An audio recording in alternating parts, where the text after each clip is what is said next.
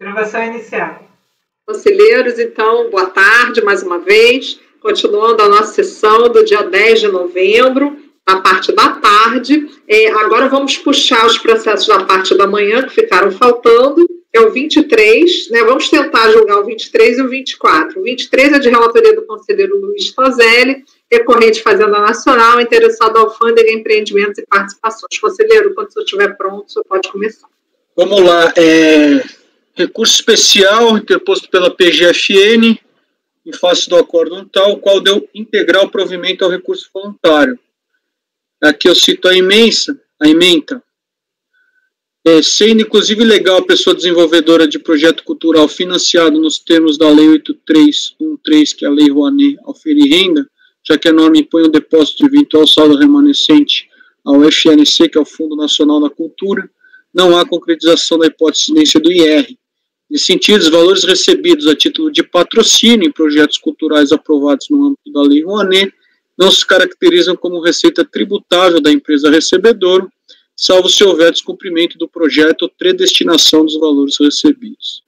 Então, aqui é a auto de infração que exige IRCS 2003, o fundamento de que a contribuinte teria omitido receitas tributáveis identificadas pelo recebimento de recursos oriundos de incentivo à cultura, previsto na Lei 8313, captados para a implementação de projeto de restauração de imóvel tombado pelo patrimônio histórico e cultural de propriedade da Santa Casa de Misericórdia, que é uma entidade beneficente de assistência social.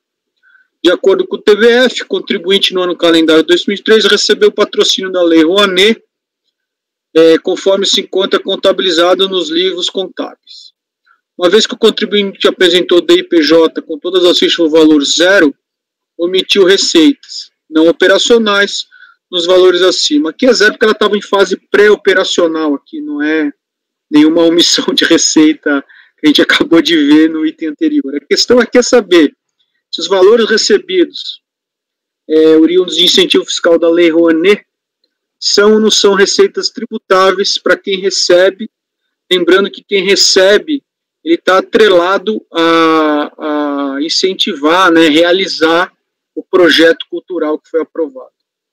Houve a apresentação de impugnações, aqui o contribuinte acabou fazendo uma para cada, IRCS, julgado improcedente pela DRJ, entendeu que o benefício fiscal da Lei Rouanet é somente para o patrocinador, que é aquele do IR devido, né? Ele entendeu que quem recebe aquilo deveria sim compor a receita bruta da empresa, vamos dizer assim, patrocinada, entre aspas. Após interposição de recurso voluntário, a decisão de primeira instância foi reformada integralmente pelo referido acórdão 14.01.001.083. Estimada, a PGFN apresentou recurso especial, alegando existir dissídio jurisprudencial entre o acórdão recorrido e o acórdão 000068, que foi feito nos seguintes termos. Em caso semelhante ao tratado neste processo, segundo a turma especial, entendeu que as receitas recebidas pelo patrocinado com base na Lei Rouanet integram a base de cálculo do IRPJ deste, assim está emendado o acórdão, eu cito aqui, então você vê que a matéria é exclusiva de direito aqui. Os partes entenderam a presente e alegada divergência e deu seguimento ao apelo. Chamada a se manifestar, a contribuinte ofereceu contra-razões. Não ataca o conhecimento do recurso, pugnando no mérito pela manutenção do recorrido. É o relatório. Passa-se a análise do cumprimento. Posso ir, presidente? O recurso é tempestivo, passo a analisar os demais requisitos. Aí aqui consolidou-se, né, que a comprovação do dissídio está condicionada à existência de similitude fática, das questões enfrentadas e da dissonância nas soluções jurídicas.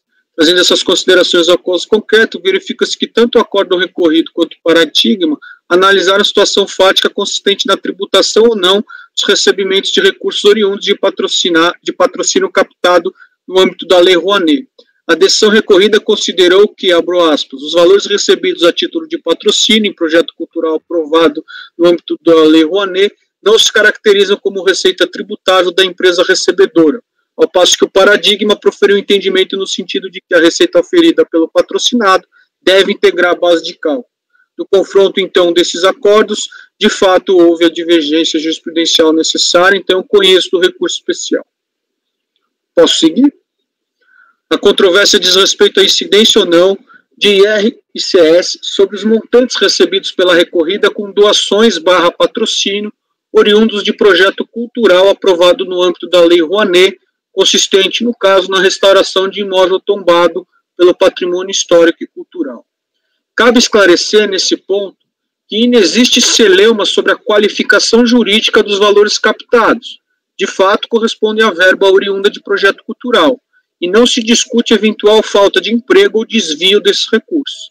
A matéria envolvida, portanto, é eminentemente de direito, qual seja, se os valores recebidos pela contribuinte com base na Lei Rouanet são ou não são receitas tributáveis para fins de IR/ICS. Aqui, presidente, eu fiz uma introdução da tributação da renda no Brasil, acho que a gente pode passar, porque aqui é mais para introduzir meu voto, tentando entender o que é elemento patrimonial positivo para fins de IR/ICS. Então, a gente pode ver nesse item aqui, eu sublinhei, que é dos valores recebidos a título de patrocínio na sistemática da Lei Rouanet. Uma vez definida a materialidade do IR e da CS, a questão que se coloca é: os recursos recebidos por meio de incentivos fiscais previstos na Lei 8313 caracterizam-se receitas tributáveis? Para responder essa indagação, é imprescindível bem compreender a sistemática e finalidade das doações ou investimentos oriundos da Lei Rouanet, o que foi feito com precisão no voto condutor do acordo recorrido, de autoria do ilustro conselheiro Alexandre Antônio Alckmin Teixeira, do qual extrai a seguinte passagem. Inicialmente, entende ser necessária análise dos benefícios fiscais. O artigo 1º instituiu o Programa Nacional de Apoio à Cultura, e aqui ele fala qual que é a finalidade. São vários incisos, eu vou me abster de ler.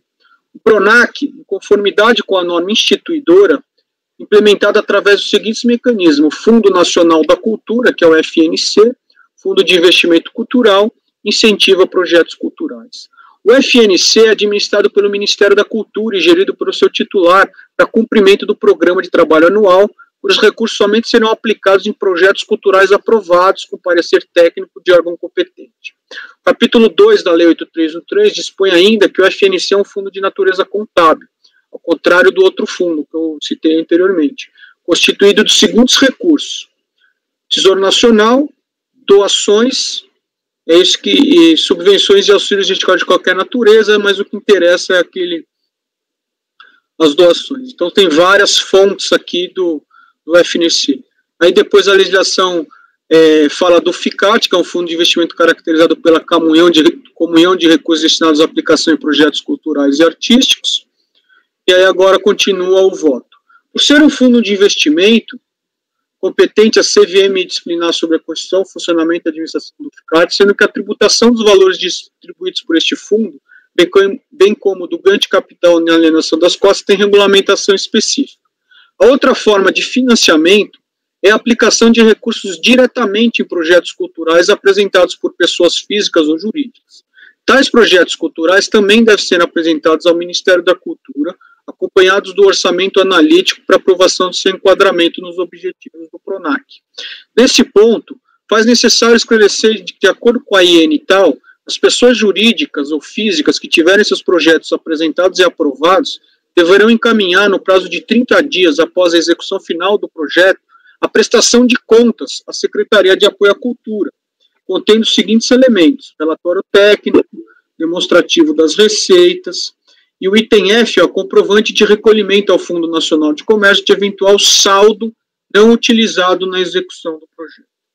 Diante desses normativos, o voto da decisão recorrida ainda bem destaca, abro aspas, que eventuais recursos captados pelas pessoas físicas ou jurídicas para desenvolvimento dos projetos culturais que não forem utilizados na execução do projeto devem ser recolhidos ao FNC.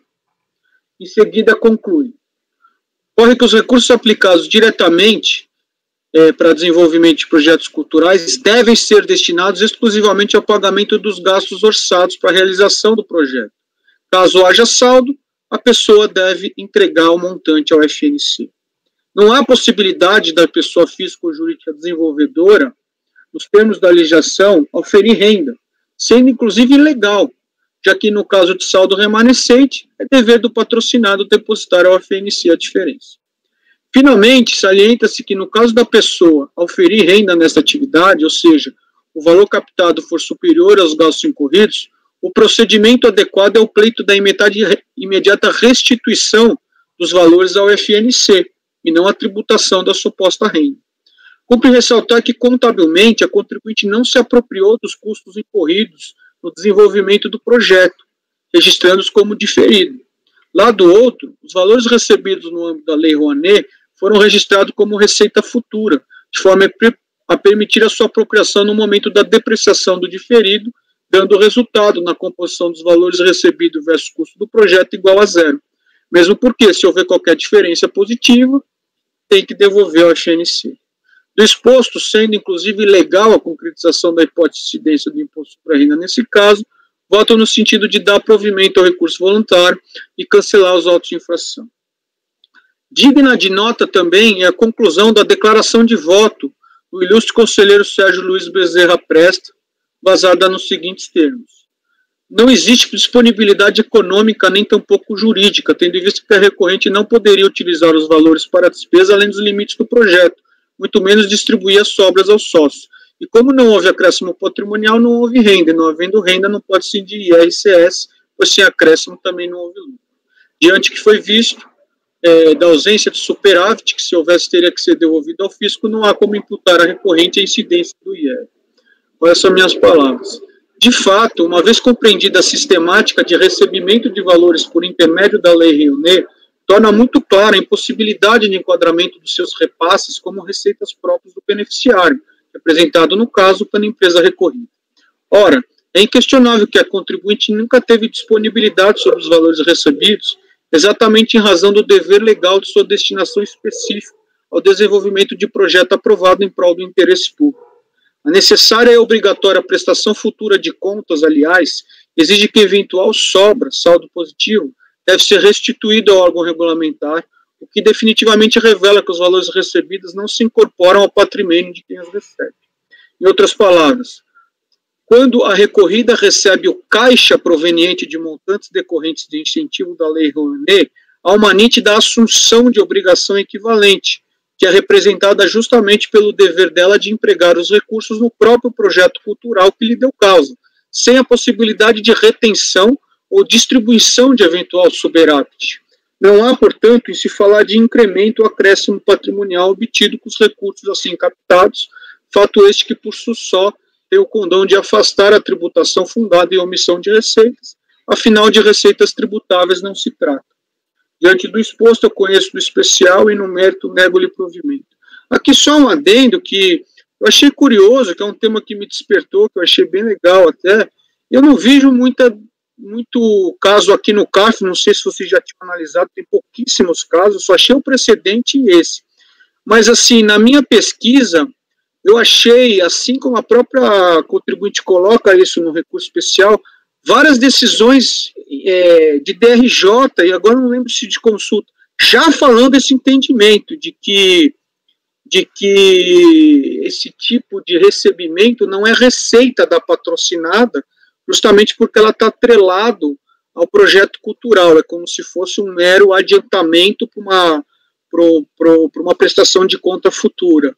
Então, isso me chamou a atenção, inclusive, aleatoriamente, nessa minha pesquisa, eu achei uma aqui, como eu sou de São Paulo, eu coloquei uma que é da própria DRJ de São Paulo, aqui, ó, não deve ser considerado como receita tributado.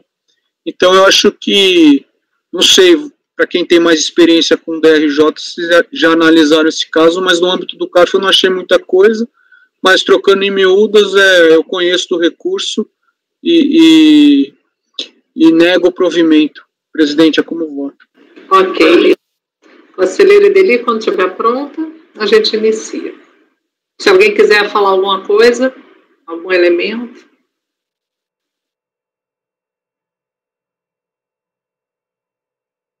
Eu só adicionando, é muito interessante o tema, ele lembra a questão das subvenções, né? Ele passa pelo racional das subvenções e aí o conceito de renda e por aí vai. A grande questão é que essa parte bastante teórica é muito pouco explorada nas subvenções porque ela é regulada desde 78, né, e por aí vai. Mas se não fosse regulada, tão regulada, a gente teria basicamente a mesma reflexão aqui.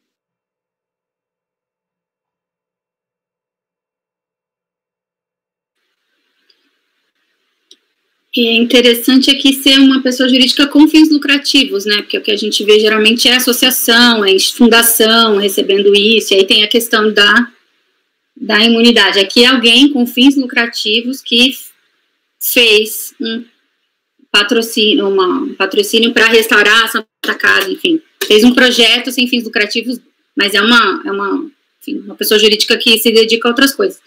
É um caso bem peculiar mesmo. Nunca tinha visto. Procurei, aliás, Câmara Superior, e a Câmara Superior nunca julgou esse assunto, pela minha pesquisa rápida. Pode falar, Tozelli. Esse é um ramo, principalmente porque aqui tem uma ligação entre a patrocinadora e a patrocinada, mas em nenhum momento, e aí você pode ver, porque às vezes a gente sabe, né, que esses incentivos podem envolver empresa simulada, interposta, desvio, mas aqui em nenhum momento isso é aventado, ventilado. Aqui realmente a questão é aquele ingresso a esse título é ou não receita dela, em nenhum momento foi desqualificada, por isso que eu fiz deixar claro, assim como o acórdão recorrido fez, que não teve simulação e falta de emprego dos recursos, isso não é, em nenhum momento é alegado pela fiscalização, que aí poderia nos levar a outros mares.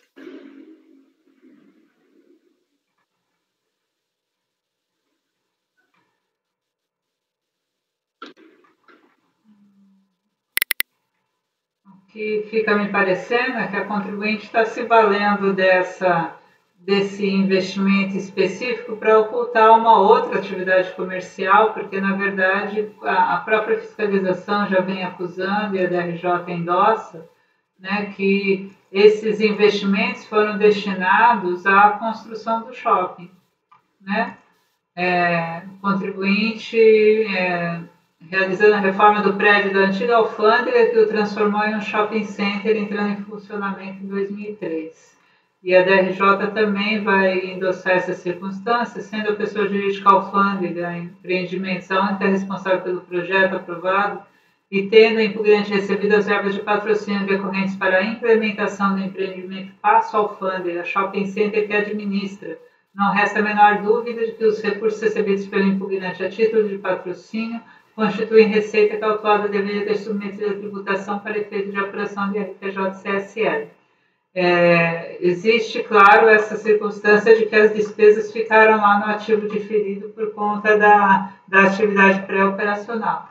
Mas eu acho que essa peculiaridade da gente estar falando de uma pessoa jurídica de direito privado que executa a atividade de construção e que destinou esses valores para que o resultado final fosse um shopping center, eu acho que isso são aspectos relevantes aqui para a solução do litígio. A única coisa que o conselheiro Tozelli também passa por isso, né, que é a questão de tributar as receitas sem que os custos tenham sido deduzidos, eu não estou encontrando essa alegação subsidiária da contribuinte. Pode falar, doutor Caio, enquanto a doutora Edelise, um minutinho, doutor Tozelli, pode falar, já lhe passo a palavra, doutor Tozelli. Não, eu estou analisando os autos também, eu concordo com a Edelise, eu só estou vendo a natureza da acusação. Eu entendo que a acusação deveria ter uma desqualificação da natureza, entende algo mais nessa linha. Porque se a fiscalização considerou regular o recebimento e o gozo, é algo para se pensar também se a gente não estaria fazendo essa conjectura só em sede recursal. Eu estou analisando os autos.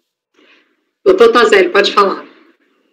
Por isso que eu fiz questão aqui, que eu sei que incomoda isso aí, mas aqui a premissa é que é um projeto cultural.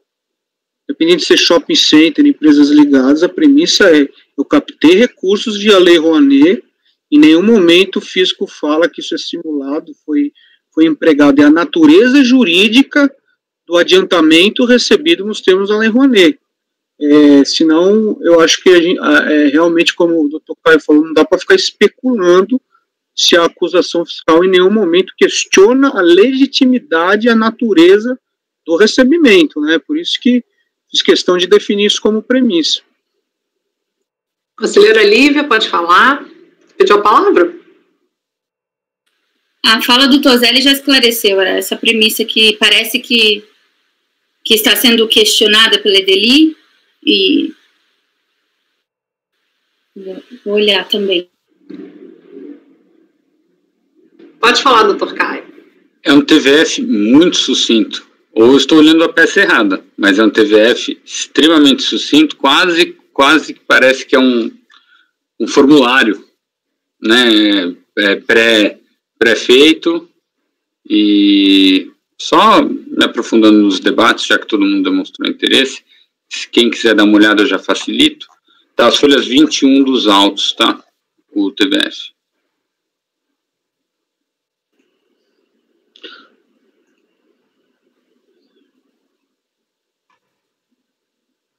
Pode falar, conselheiro Toselli. Aqui, só uma coisa que, esse é um ponto que me chamou a atenção também, viu, doutor Edeli, porque me incomoda pessoas ligadas fazendo isso. Mas se você for ver a ementa do voto recorrido, que foi unânime, salvo o melhor juízo, ele coloca no segundo parágrafo da ementa: os valores recebidos a título de patrocínio em projetos culturais não se caracterizam como receita tributável. Ele próprio faz a ressalva, salvo se houver descumprimento do projeto ou predestinação dos valores recebidos.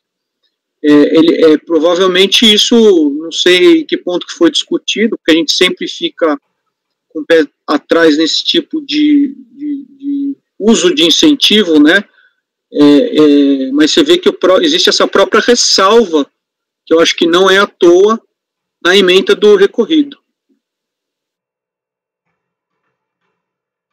Só não estou conseguindo visualizar que o fato de você executar um projeto com essa destinação cultural, quando a sua atividade é de execução de construção, né, se você recebe esse valor para fazer essa aplicação, que isso desnaturasse o projeto cultural.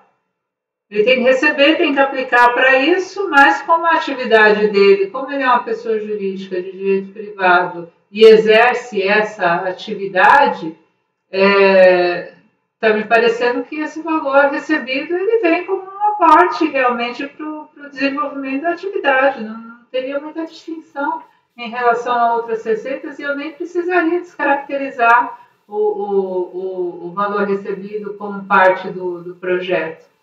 Eu acho que o único problema que eu poderia ter aqui na apuração é a discussão quanto a você tributar unicamente a receita, porque nessa concepção as despesas teriam a sua dedutibilidade. O problema é que isso não vem em argumentação subsidiária da defesa, e aí eu não consigo nem decidir com retorno, porque não tenho argumento para se remeter ao colegiado à própria apreciação. Conselheiro Toselli, depois conselheiro Fernando. Conselheiro Toselli, depois Fernando. Pronto. Não, prometo que é a última vez, eu vou insistir. Pode ter uma similitude na consultora, não, mas a questão aí é que é um projeto de interesse público, era fazer o prédio do Ministério, não sei o quê. Então, o que eu quero te dizer, ainda que tenha identidade, que a atividade fim dela seja a mesma que ela está fazendo via projeto, aquilo, por ser projeto, já torna aquele recebimento como algo que não é receita. Esse que é o grande questão, a meu ver. Para você falar que aquilo deveria ter o mesmo tratamento tributário que as operações ordinárias, você necessariamente tem que desqualificar aquilo enquanto projeto cultural. Porque o fato de ser projeto cultural, ele prevalece, é ele que vai definir a natureza jurídica daqueles valores que a empresa recebeu. Concordo com você, se não fosse um projeto cultural, realmente aquilo é receita da atividade. Afinal, no caso, como você bem alertou, é a mesma atividade. A questão aqui é aos olhos do projeto. Aquilo é um projeto, nunca foi questionado o que recebeu a esse título, e aí o fisco não alega eventuais irregularidades do projeto, mas sim a natureza jurídica da receita. Ele fala, não, mesmo, se você for ver o tratamento, mesmo sendo patrocínio, isso ele não se discute, isso é receita sua. É isso que me incomoda. É isso que eu acho que é errado, entendeu? Vou passar a palavra para o conselheiro Fernando, só assim, a título de ilustração, para talvez até enriquecer o debate. Tem uma solução de consulta da COSIT, eu com as minhas soluções 44 de 2018, em que a Receita se coloca, apesar de ser de fonte, que esse advento, esse incentivo, ele é uma subvenção para custeio. Doutor Fernando, pois não. Oi, presidente. Tem que ver essa questão de que tipo de subvenção que se trata, né? Em que pese aqui a fiscalização não tem entrado muito nesse... Aliás, ela não entrou em seara nenhuma, né? Para a gente ser mais claro. Ela simplesmente veio e falou, está contabilizado assim, isso é receita e pronto, né? Então, ela poderia... não é porque é um projeto cultural que não vai ser nunca tributado, mas ela poderia ter feito um mínimo de construção ali, né? Tudo bem, a questão da subvenção para custeio, hoje é mais fácil até de se falar, né, dentro da Receita, porque tem a solução de consulta, mas me parece que a fiscalização fez aquela cara crachá, né? Ela foi lá, olhou e sem entrar em qualquer pormenor, né, me parece que fosse qualquer situação ela teria tributado do mesmo jeito, porque ela não especificou o porquê aqui. Eu acho que aí é que está o problema desse caso concreto, né? Que não quer dizer que em outros o tratamento poderia ser o mesmo. Conselheiro Caio. Obrigado, presidente. Na atuada do doutor Fernando, obviamente, acho que um pouco mais contundente. Vamos lá, eu vou... minúscula a leitura, exatamente que é isso que eu quero demonstrar. Auto de infração, folha 23. Da infração apurada, 001, omissão de receitas. O contribuinte emitiu receitas não operacionais no ano calendário 2003, valores recebidos a título de patrocínio da Lei Rouanet, da Companhia Belgo Mineira, Brasileira de Bebidas, a BB Administração de Meio de Pagamentos, Petrobras, conforme se encontra contabilizado nas folhas tal do razão, ponto. Pelas infrações, foram lavrados autos de infração. Acabou.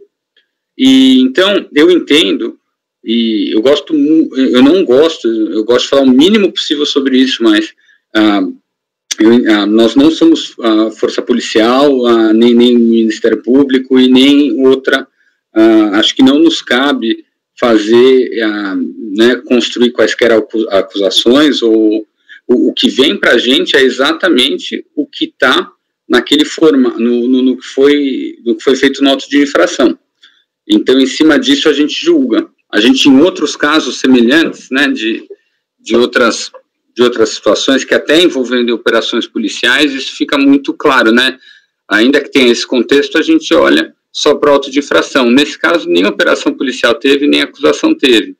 Eu tenho aqui uma acusação objetiva de que o contribuinte recebeu, ele trata como Lei Rouanet, ele não questiona a validade da contabilização, ele sequer dá uma natureza para isso. Ele já parte no sentido de que isso é receita não operacional omitida. Então, eu acho que é um daqueles casos que a gente tem que ser até ao acusatório, e é isso.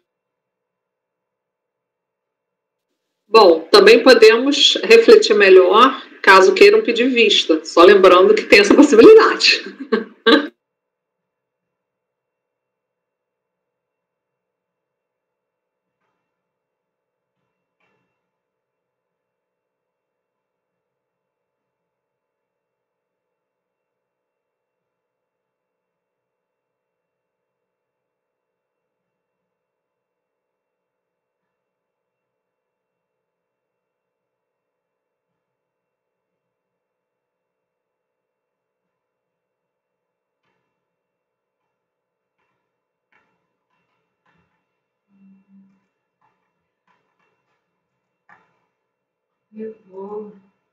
Eu acho que o meu desconforto com o entendimento de que essas receitas, que esses valores deveriam ser reconhecidos como receitas na apuração, ele se estabelece porque o confronto feito pela Procuradoria tem em conta um contribuinte optante pelo lucro presumido. e que recebeu valores para aplicação num bloco de carnaval.